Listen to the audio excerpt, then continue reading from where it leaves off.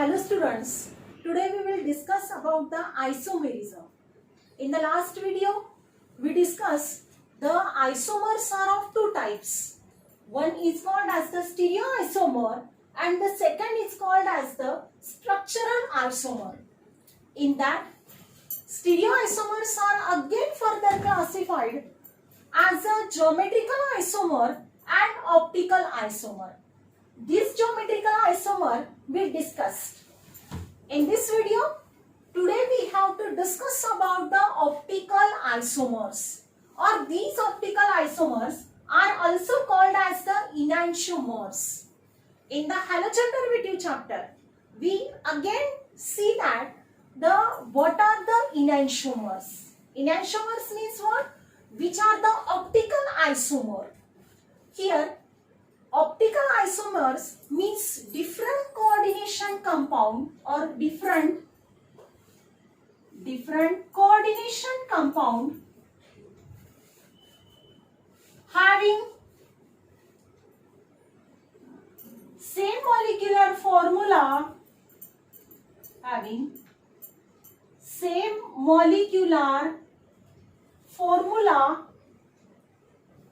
but different optical activity.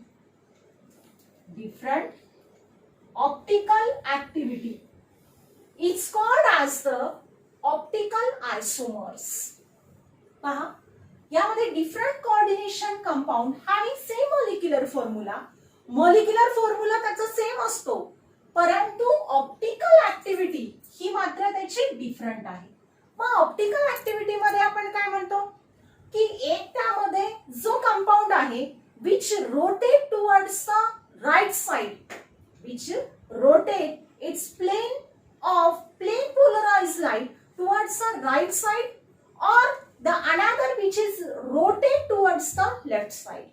म्हणजे optical activity different आहे. म्हणजे यामध्ये ऑप्टिकल आयसोमर्स सांगत असताना the enantiomers which are the non-superimposable mirror image of each other, त्यांनाच आपण काय म्हणणार आहोत? ऑप्टिकल आयसोमर्स म्हणणार आहोत, किंवा त्याला आपण enantiomers असं आपल्याला म्हणता येतं. मग त्यामध्ये दोन फॉर्म्स आहेत. One is called as the D isomer and the second is called as the L isomer, किंवा त्याला D फॉर्म L फॉर्म म्हणता येतं. D stands for the dextrorotatory and L stands for the leorotatory. D isomers or D form means what? कि the enantiomers which rotate, that means which rotate plane polarized light. PPL means what? Plane polarized light towards right side. Is D isomer or D form. And L isomers means what? Which rotate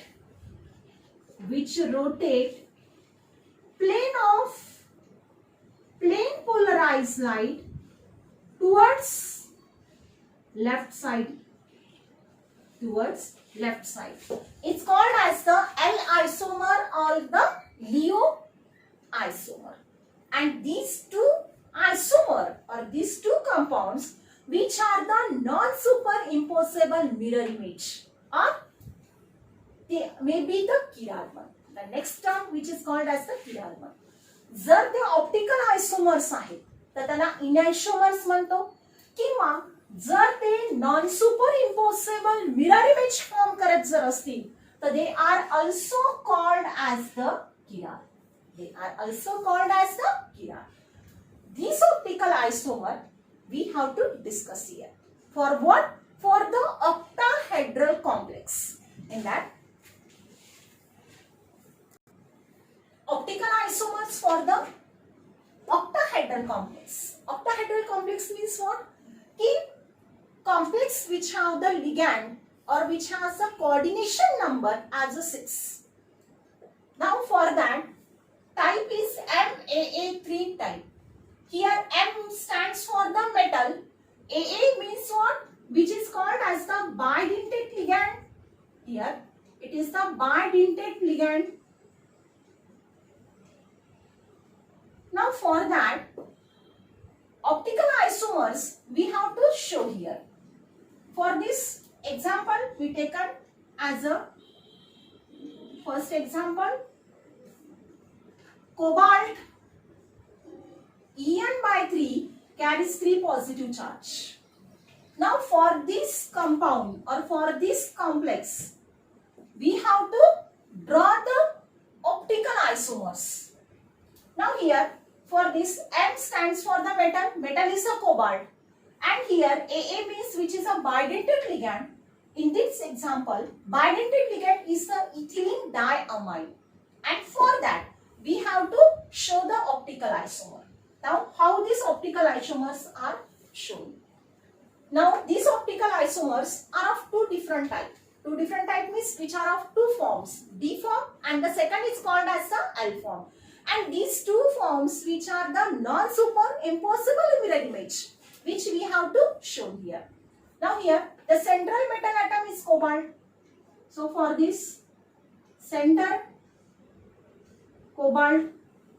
Now the 6 ligand molecules are attached around it.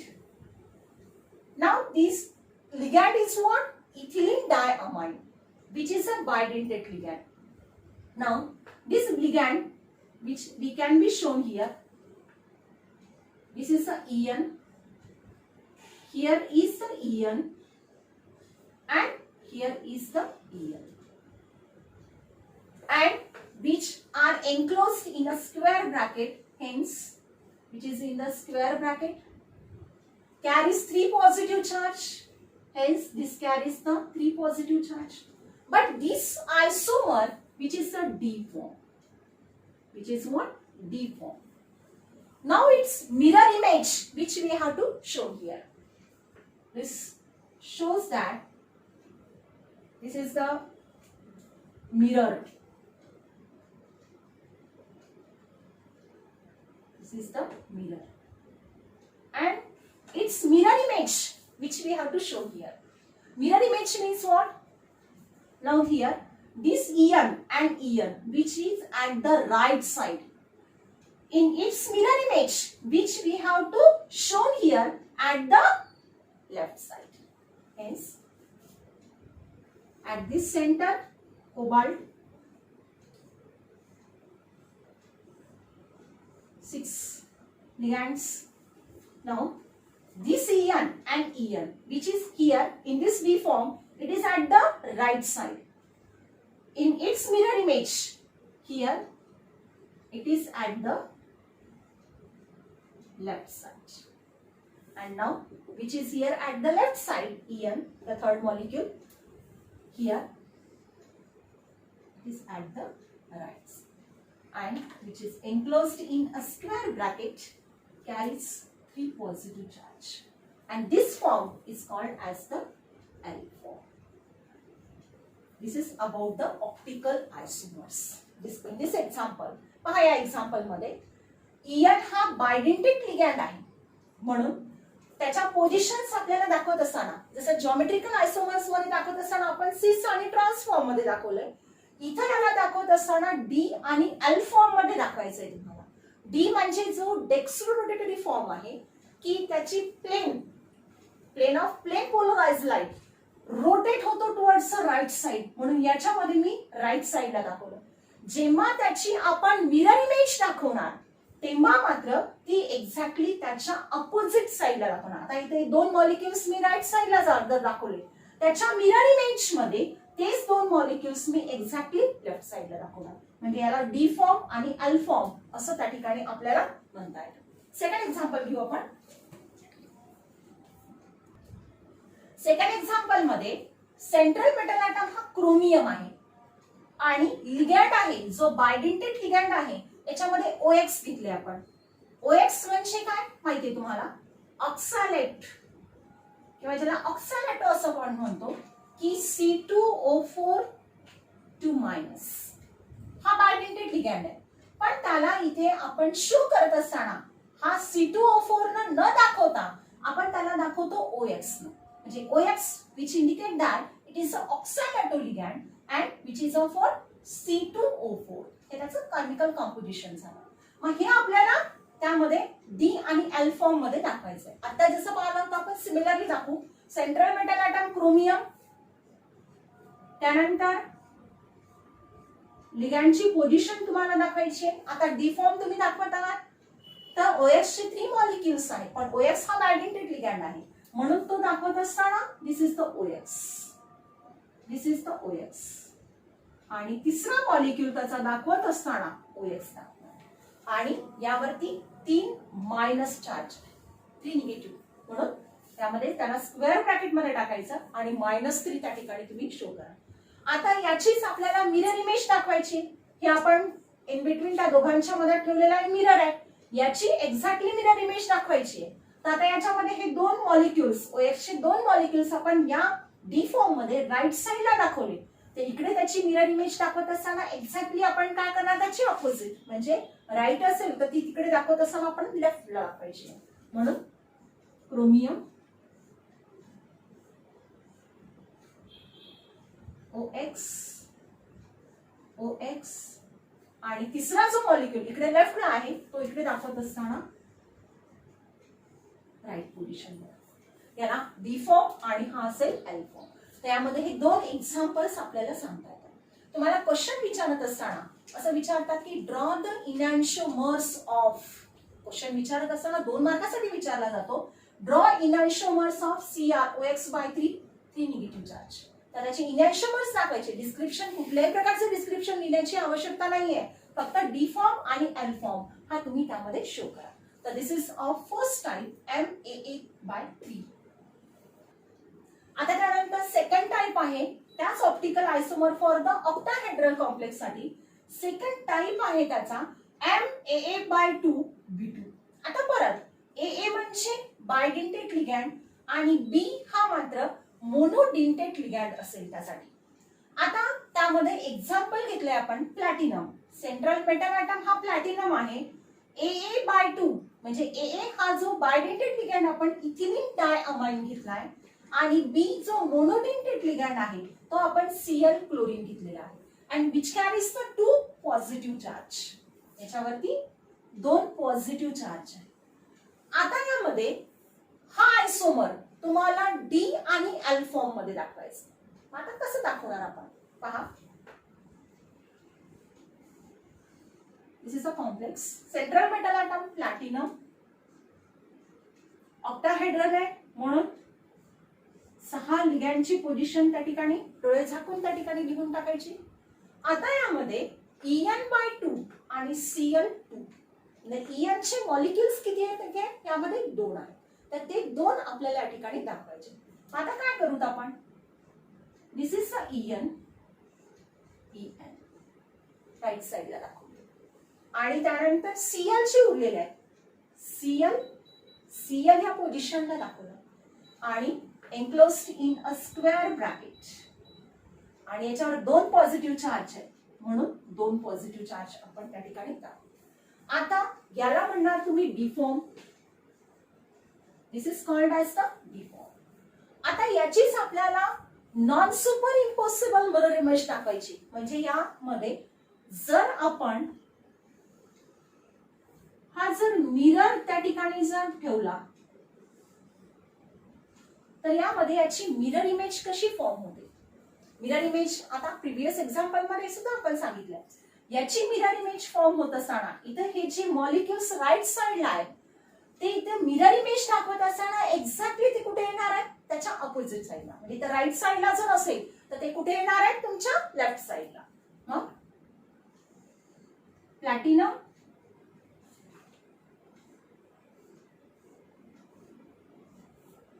यामध्ये En आणि Cl उरलेले जे असतील ते त्याच्या opposite साइडला गेले at this position आणि which are enclosed in a square bracket carries 2 positive charge आणि याला आपण म्हणूया एल फॉर्म. पण आता जेव्हा त्याचा टाइप हा MAA/2B2 या टाइपचा जर असेल तर त्यामध्ये त्याला तुम्हाला सिस आणि ट्रान्सफॉर्म मध्ये सुद्धा दाखवता येतो. सिस ट्रान्स कशामध्ये दाखवलंय आपण जिओमेट्रिकल आयसोमर मध्ये दाखवलंय. मग परत आठवा, सिस ट्रान्स मध्ये काय करतो आपण की या ठिकाणी हे दोन जे फॉर्म्स आहेत याला आपण सिस फॉर्म म्हणू शकतो. का सिस फॉर्म म्हणायचंय त्याला? कारण त्याच्यामध्ये जे सारखे असणारे जे लिगँड्स आहेत हे ऍडजस्टंट पोझिशनला आहेत. लक्षात घ्या, म्हणजे याची ऍडजस्टंट पोझिशन ही आहे. त्याच्यानंतर ही जर सीएल हा जर एक ऍटम जर इथं असेल तर त्याच्या पुढच्या ऍडजस्टंट पोझिशनला सीएल आहे. म्हणजे दोन्ही मध्ये पहा, म्हणजे तुम्ही याला सिस फॉर्म असं सुद्धा त्या ठिकाणी म्हणू शकता. लक्षात, म्हणजे तुम्ही हे त्याचे ऑप्टिकल आयसोमर्स पण दाखवता येतात. या टाइप मध्ये तुम्हाला ऑप्टिकल आयसोमर्स पण त्याचे दाखवता येतात. ऑप्टिकल आयसोमर्स दाखवा, इनॅन्शिओमर्स दाखवा असं जर तुम्हाला म्हटलं तर तुम्ही फक्त डी फॉर्म आणि एल फॉर्म एवढंच तुम्ही दाखवणार आहात. पण जर तुम्हाला क्वेश्चन असा विचारलाय की शो इट्स सिस अँड ट्रान्सफॉर्म, म्हणजे तुम्हाला काय करायचं, सिस फॉर्म दाखवायचा, ट्रान्सफॉर्म दाखवायचा. सिस ट्रान्सफॉर्म आपण कशामध्ये दाखवलेला आहे? जिओमेट्रिकल आयसोमर मध्ये दाखवलंय. मग आता हे दोन्ही फॉर्म्स कसे आहेत? ऍडजस्टंट पोझिशनला सेम लिगँड मॉलिक्युल्स आपण शो केलेले आहेत, दाखवलेले आहेत. म्हणजे हे दोन्ही फॉर्म्स त्याचे सिस झाले. पण ट्रान्सफॉर्म त्याचा कसा दाखवणार? ट्रान्सफॉर्म मध्ये काय करतो आपण की same ligand which is shown at the opposite position. माझ्या या ठिकाणी पहा कसं दाखवतो आपण. प्लॅटिनम आणि ऑक्टाहेड्रल म्हणून 6 लिगँड्स त्याच्या सराउंडिंग मध्ये दाखवणार. आता यामध्ये त्याचा ट्रान्सफॉर्म दाखवायचा. ट्रान्सफॉर्म मध्ये त्याचा ऍडजस्टंट पोझिशनला सेम लिगँड ही झाली की लगेच याच्या समोर. आता यामध्ये ट्रान्सफॉर्म दाखवत असताना same ligand which is at the opposite position. आता पहा, मी अपोजिट जर समजा EN हा बायडेंटेड लिगँड, जर या पोझिशनला मी EN दाखवला तर याची अपोजिट पोझिशन काय असेल? ही असेल. आता यामध्ये दुसरं 2 सीएल दाखवायचे. एक सीएल जर मी वर दाखवला तर दुसरा सीएल कुठे दाखवावा लागेल? मला खाली दाखवावा लागेल. म्हणजे this is which is enclosed in this square bracket two positive charges. म्हणजे या फॉर्मला तुम्ही कोणता फॉर्म म्हणणार आहात? This is the trans form. आलं लक्षात? त्या ठिकाणी यामध्ये जर त्याचा टाइप MAA2B2 या टाइपचा जर असेल तर त्यामध्ये ऑप्टिकल आयसोमर्स त्याचे सुद्धा शो करता येतात, दाखवता येतात. याच्या सोबतच त्याचं जिओमेट्रिकल आयसोमर्स मध्ये त्याला सिस आणि ट्रान्सफॉर्म मध्ये दाखवतात. हे जे 2 फॉर्म्स वरती जे दाखवलेले आहेत आपण, डी फॉर्म आणि एल फॉर्म, याला आपण सिस म्हणू. आणि त्याचा ट्रान्सफॉर्म दाखवत असताना त्यामध्ये same ligand which is at the opposite position हा ट्रान्सफॉर्म झाला. तर अशा प्रकारे आपल्याला ऑप्टिकल आयसोमर्स मध्ये हे 2 टाइप्स त्याचे आपल्याला सांगता येतात. पहिला जो पाहिला टाइप आपण MAA/3 दाखवू सांगितला आणि इथे आपण जे सांगितलं MAA2B2 सांगितलं. त्यातलं हे एक एक्झाम्पल घेतलं. सेकंड एक्झाम्पल आपण परत त्या ठिकाणी बघूया. आता आपण जे आता एक्झाम्पल घेतलं फर्स्ट, तशाच टाइपचं तुम्हाला हे सेकंड आणि फोर्थ हे दोन्ही एक्झाम्पल्स तुम्हाला या फॉर्म मध्ये तुम्हाला लिहिता येतील. याच्यामध्ये पहा, या एक्झाम्पल मध्ये ENच्या ऐवजी बायडेंटेड लिगँड घेतलं आपण ऑक्सॅलाटो आणि CLच्या ऐवजी या एक्झाम्पल मध्ये H2O चे 2 मॉलिक्युल्स मी घेतलेले आहेत. नेक्स्ट एक्झाम्पल मध्ये फक्त लिगँड चेंज झालाय, बाकी हा EN/2 ऍज इट इज असेल आणि CL हा सेम लिगँड असेल. हे 2 स्ट्रक्चर्स तुम्हाला याच्याच प्रमाणे त्या ठिकाणी काढता येतील. आता पहा, आता आपण जो ऑप्टिकल आयसोमरचा कन्सेप्ट जो पाहिलेला आहे त्याच्यामध्ये तुम्हाला वेगवेगळ्या टाइपचे क्वेश्चन्स विचारले जाऊ शकतात. आता पहा, त्यामध्ये एक उदाहरण आपण एक एक्झाम्पल घेतलंय की क्वेश्चन मध्ये की व्हेन ऑप्टिकल आयसोमर्स कॉल्ड किराल. मी तुम्हाला सांगितलं की ऑप्टिकल आयसोमर्सला इनॅन्शिओमर्स असं सुद्धा म्हणतो किंवा they are also called as the chiral. मग आता आपल्याला काय विचारलंय त्यांनी की when optical isomers called chiral. कधी म्हणणार तुम्ही ऑप्टिकल आयसोमर्सला की when that optical isomers they are the non-superimposable mirror image of each other, then we can say that these optical isomers are chiral. तुम्हाला शॉर्ट आन्सर क्वेश्चन 1 मार्कासाठी, तेव्हा तुम्हाला तो question जो आहे त्याचा आन्सर लिहायला त्या ठिकाणी विचारले जाऊ शकतात. किराल कधी म्हणणार तुम्ही? जेव्हा त्या ऑप्टिकल आयसोमर्सला आपल्याला नॉन सुपर इम्पॉसिबल या टाइपच्या non super impossible mirror image मध्ये म्हणजे डी आणि अल्फॉर्म मध्ये जर लिहिता येत असेल, तेव्हा तुम्ही त्याला काय म्हणणार आहात? Then we can say that they are the chiral one. आणि सेकंड क्वेश्चन या ठिकाणी विचारलाय की predict whether this complex is a chiral, write structure of its enantiomer. आताच आपण सांगितलं की किराल आहे म्हणजे काय? ऑप्टिकल आयसोमर्स मध्ये त्याला लिहिता आलं पाहिजे. ऑप्टिकल आयसोमर्स म्हणजे डी फॉर्म आणि एल फॉर्म मध्ये तुम्हाला त्याला लिहिता यायला पाहिजे. यस, लिहिता यायला येतच, कारण आपण पहा यामध्ये क्रोमियम En/2 म्हटलंय आणि H2O/2 लिहिलंय. म्हणजे हा जनरल फॉर्म कोणता टाइप आहे त्याचा? MaA2B2 या टाइपचा. आणि या टाइप मध्ये जर तो कॉम्प्लेक्स असेल, जनरल फॉर्म मध्ये टाकून पहा त्याला, जर तुम्हाला त्या कॉम्प्लेक्स मध्ये जर टाकता येत असेल तर इथे आपल्याला त्याला काय करता येतं? डी फॉर्म एल फॉर्म मध्ये कन्फर्मली लिहिता येतं. आणि जर त्याला डी आणि एल फॉर्म मध्ये लिहिता आलं तर ऑब्विसली तो त्या ठिकाणी काय असणार आहे? तो किराल असणार आहे. आणि मग पुढे काय म्हटलंय त्याला? Write structure of its enantiomer. मग त्याचे तुम्हाला स्ट्रक्चर्स लिहायचे. जसं या टाइपचे लिहिले आपण, जसं हे लिहिलंय तसंच ते उदाहरण. फक्त उदाहरण मध्ये काय बदललंय? प्लॅटिनमच्या ऐवजी क्रोमियम हा मेटल आहे, En तर आहेच लिगँड, आणि इथे H2O आहे. या एक्झाम्पल मध्ये आपण फक्त Cl घेतलं, म्हणजे Cl च्या ऐवजी इथे काय काय घेणार आहात तुम्ही? H2O. फक्त प्रश्न समजून घ्या. आणि ऍक्च्युअल मध्ये तिथं लिहायला काय पाहिजे तर हे लिहायचं की yes it is a chiral one. आणि त्यानंतर हे दोन त्याचे इनॅन्शियमर्स आहेत. This is about the optical isomers. Now the second type of this isomer is called as the structural isomer. Structural isomers means what? Again, the compound which having the same molecular formula but structural formula is a different one. These structural isomers are again further classified into 4 different types. In that, the first is called as the linkage isomer. Linkage isomer means what? The compound having the same metal atom and ligand but the bonded through different donor atom or the linkage. पहा, metal item आणि ligand हा same आहे, पण याच्यामध्ये काय different असतं की जो लिगँड मेटलला अटॅच आहे त्याची जी लिंकेज आहे तर ती लिंकेज मात्र डिफरंट असते. या एक्झाम्पल मध्ये कोबाल्ट हा मेटल आहे, NH3 हा एक लिगँड आहे आणि NO2 हा एक लिगँड आहे.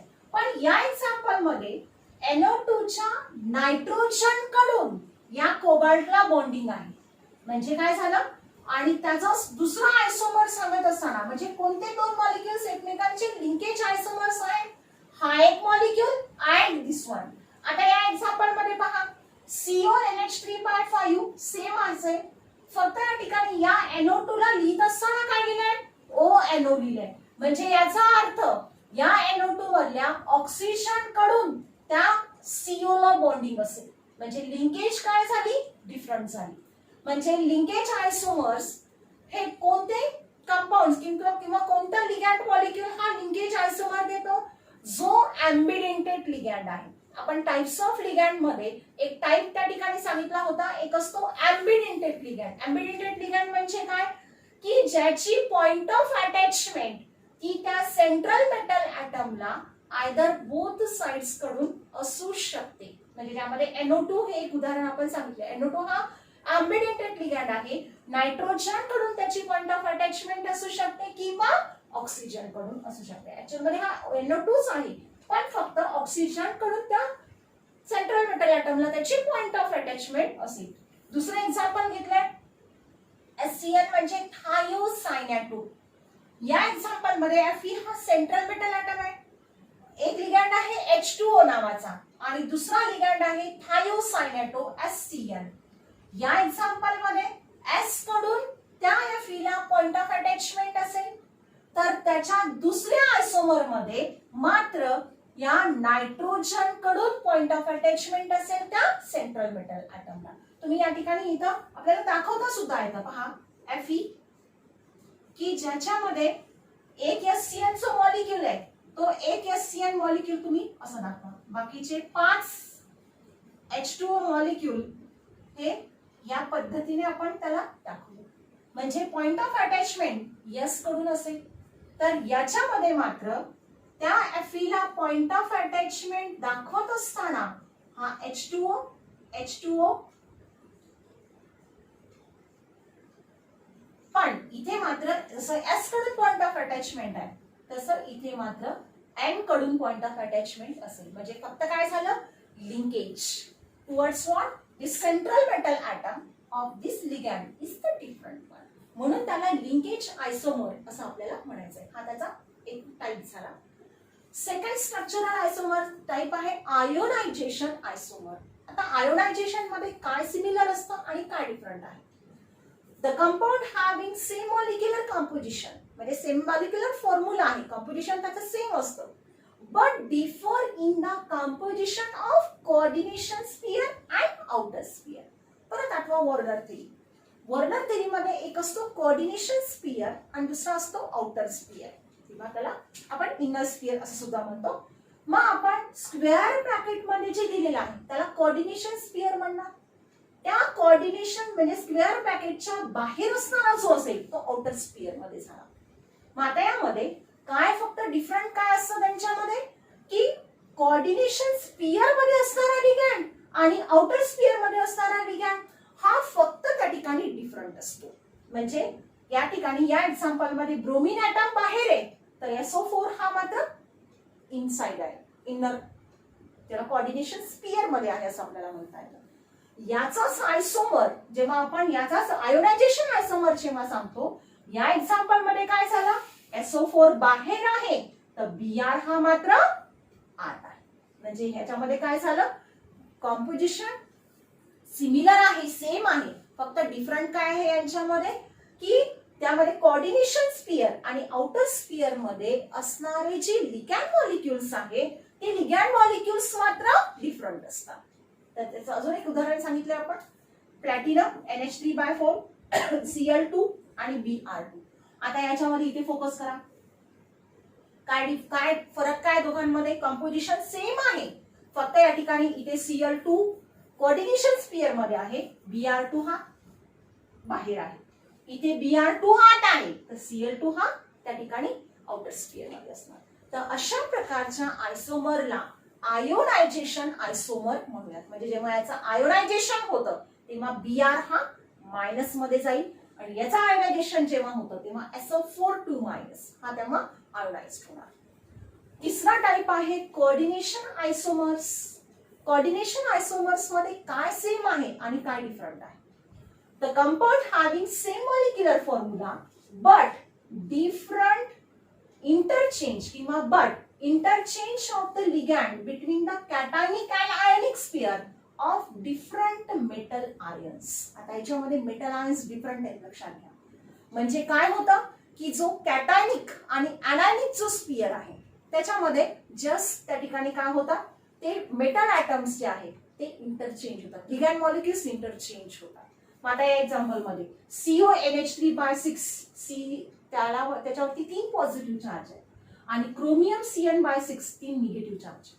हे दोन डिफरंट याच्यामध्ये मेटल डिफरंट आहेत लक्षात घ्या. इथे लिगॅंड NH3 आहे इथे लिगॅंड CN6 आहे.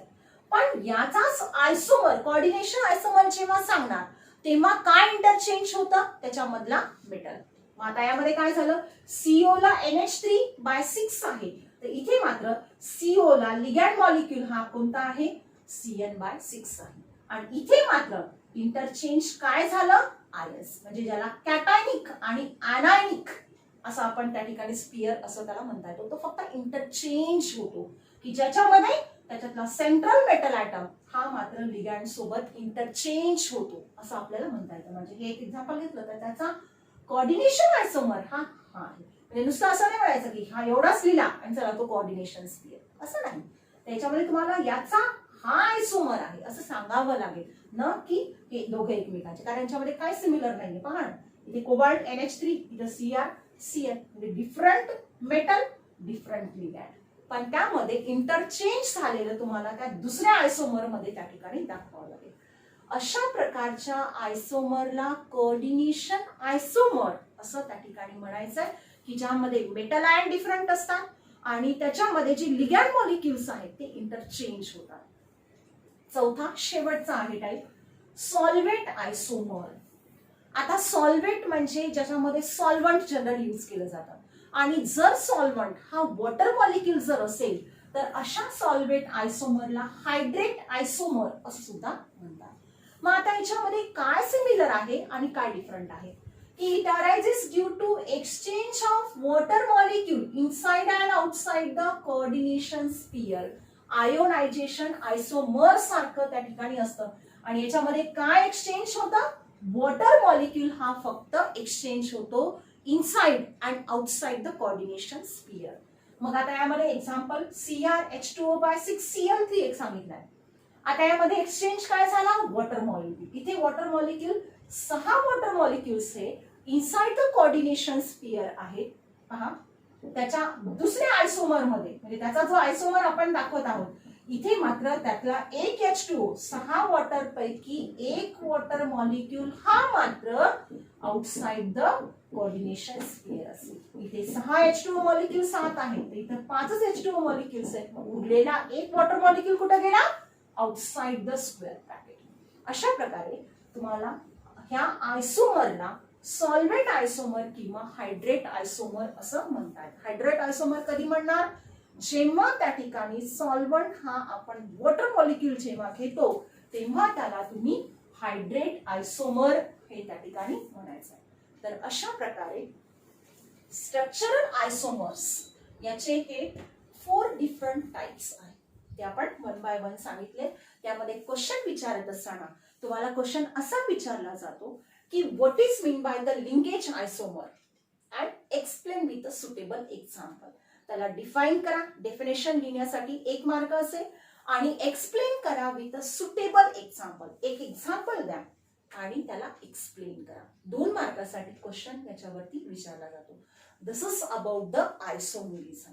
आयसोमेरिझम मध्ये coordination compound it is of 2 different types. 2 प्रकारचे आयसोमर्स होतो, स्टिरिओ आयसोमर्स आणि स्ट्रक्चरल आयसोमर. स्टिरिओ आयसोमर मध्ये आपण परत 2 पाहिले, एक असतो जॉमेट्रिकल आणि ऑप्टिकल, आणि स्ट्रक्चरल आयसोमर मध्ये हे त्याचे 4 डिफरंट टाइप्स आहेत.